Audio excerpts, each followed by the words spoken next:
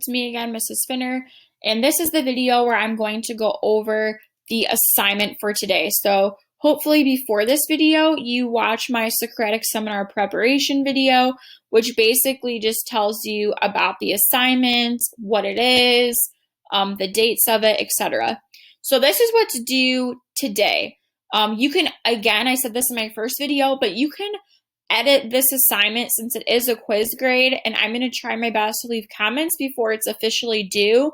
But I need you to turn in something today just so you have a starting point, because this will be one of your 3-part quiz grade.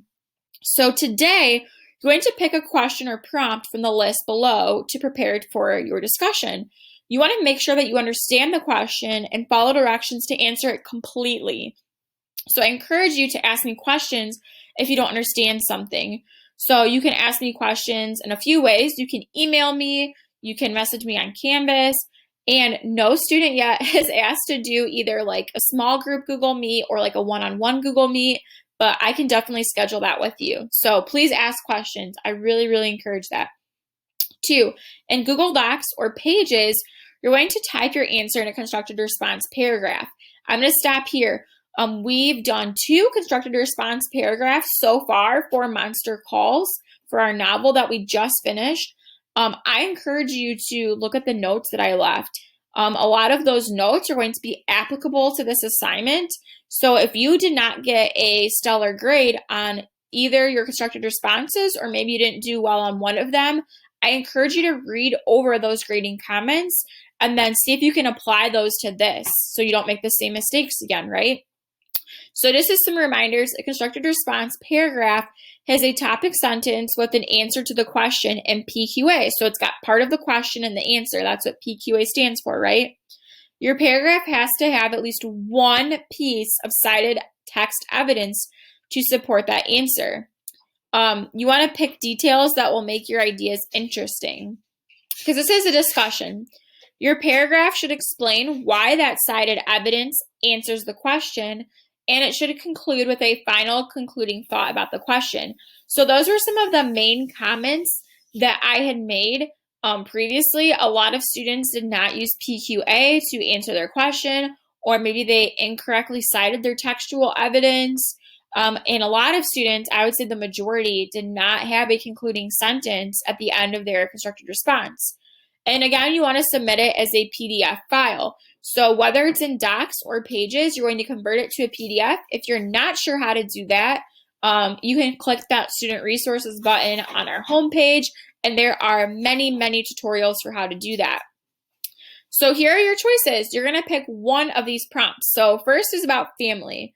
Predict what Connor and his grandmother's relationship will be like after his mother dies and he goes to live with his grandma. So again, you're going to answer this with PQA. You're going to give me a piece of evidence to support your thinking and explain why that evidence supports it, and then have a conclusion sentence. The next prompt is death. Discuss what you think about Connor's mother. Discuss what you think Connor's mother talked with Connor about her illness. Sorry, there's a typo there. From beginning to the end. So a lot of the conversations that Connor and his mom had were not explicitly or directly stated, right? So what do you think was said at the beginning of her illness to the end of her illness? What are your thoughts about what wasn't stated to the reader, right? So you're going to make some predictions, make some inferences there. Next, symbolism. Discuss the symbolism of the yew tree. For this prompt, you're going to do a Google search about the yew tree. What did you learn about them as a symbol? Be sure to copy and paste your links into the docs so that I can see them. You also want to be careful and treat this online information just like you would, with a physical or ebook, right? Like a physical copy of a book or an ebook. You want to make sure that you either put it in your own words or that you cite it, right? So you don't want to plagiarize and copy and paste. And usually I can tell, but just do the right thing. You guys know what to do. Magical realism. Discuss the yew tree monster. How real or imaginary is he? And what tells you if the monster is real or unreal? So some of these questions, as you're seeing, like for example, this one has 2 questions. So if you do choose this prompt, I want to reiterate that you answer both questions. Next, magical realism. Which of the stories is most meaningful to Connor out of the 4 stories that he was told, and why do you think that? So again, pick one of the 4. Magical realism and symbolism. What do the leaves, berries, and seedlings of the yew tree left in Connor's bedroom mean? So again, you might have to do a bit of research, but what do you think that they mean? And again, I would like you to answer leaves, berries, seedlings. So if you pick this one and you just talk about the leaves or you just talk about the seedlings, you're not going to get full credit, right? So just make sure, again, you're answering each part completely. Next, suffering. Discuss the suffering of a character other than Connor or his mother. So basically pick any character from the story that's not Connor and that's not Connor's mom and talk about their suffering. So there are many people to choose from. You can pick Connor's dad, Connor's grandma, Harry, the other bullies, Anton and Sully. You can pick Lily, Miss Kwan. You can pick so many, right?